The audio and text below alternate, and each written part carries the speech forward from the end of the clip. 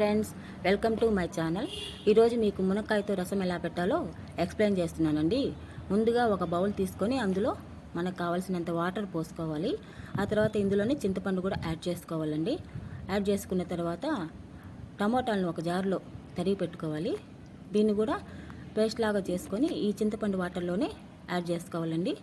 ఆ నెక్స్ట్ ఒక ప్లేట్ తీసుకొని ఆ ప్లేట్లో జీలకర్ర, మిరియాలు, తెల్లగడ్డలు, ఎండుమిరపకాయలు, కొత్తిమీర, కరివేపాకు ఇవన్నీ రెడీ చేసి పెట్టుకోవాలండి. ఈ రెడీ చేసి పెట్టుకున్న వాటిని మిక్సీ జార్ తీసుకొని అందులో ఫస్ట్ జీలకర్ర, తర్వాత మిరియాలు, ఆ తర్వాత తెల్లగడ్డలు, నెక్స్ట్ ఎండుమిరపకాయలు యాడ్ చేసుకోవాలండి.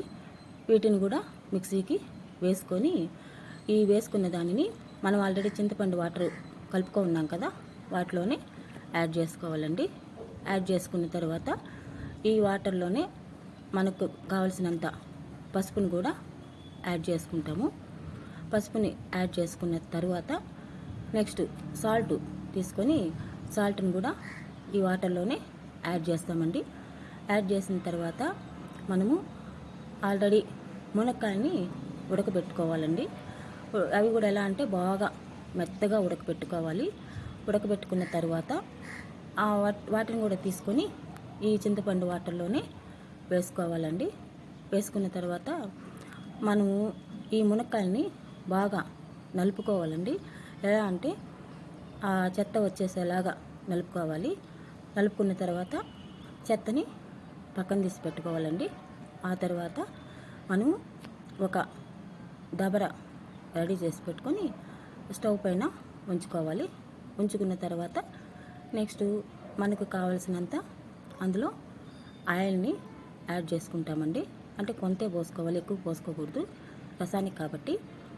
ఆ తర్వాత అందులో కరివేపాకు యాడ్ చేసుకుంటాము. కరివేపాకు యాడ్ చేసుకున్న తర్వాత ఇంగువ పొడి ఉంది కదా, అది కూడా ఇందులోనే యాడ్ చేసుకోవాలండి. యాడ్ చేసుకున్న తర్వాత నెక్స్ట్ మనం రెడీ చేసి పెట్టుకున్నాం కదా ఈ రసం వాటరు, అవి ఇందులోనే పోసేసుకోవాలి. పోసి పెట్టుకొని ఇవి బాగా స్టవ్ పైన మరిగి పొంగు రావాలండి. పొంగు వచ్చేదాకా అలానే స్టవ్ పైన పెట్టుకోవాలి. అప్పుడే కొత్తిమీర కూడా వేసుకోవాలండి. వేసుకున్న తర్వాత చూడండి, ఇప్పుడు మనకి పొంగు వస్తుంది. ఎలా వస్తుందో పొంగు వచ్చేసిన తర్వాత మనం స్టవ్ను ఆపేసుకోవాలండి. ఓకే అండి, మునక్కాయ రసం రెడీ అండి. ఈ వీడియో చూసిన వాళ్ళందరికీ థ్యాంక్ యూ సో మచ్ అండి. ఓకే అండి, ఉంటాను. బాయ్ అండి.